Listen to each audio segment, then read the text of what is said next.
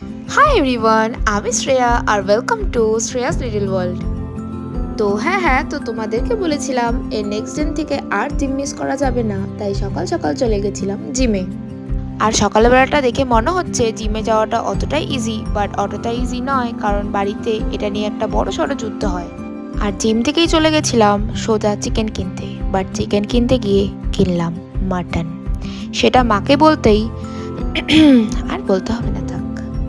তারপরে সোজা চলে আসলাম বাড়িতে আর এসে করলাম breakfast with kiwi and orange. তারপরে মা দিল এক গ্লাস আমলা জুস, যেটা খাওয়া ম্যান্ডেটারি, না খেলে বাড়ির থেকে বের হয়ে যেতে হবে। তারপরে তো মাটন এনেছি, তো মাটন আনার পরে মার হেল্প করাটা তো জরুরি, আর না হেল্প করলে মাটনটাও খাওয়া হবে না। যাই হোক, তো মার সাথে গল্প করতে করতে মার হেল্প করে দিলাম কিছুটা, আর নিজের মাটনটাও হয়ে গেল। তারপরে বায়না করে ফেলি ফ্রাইড রাইসের।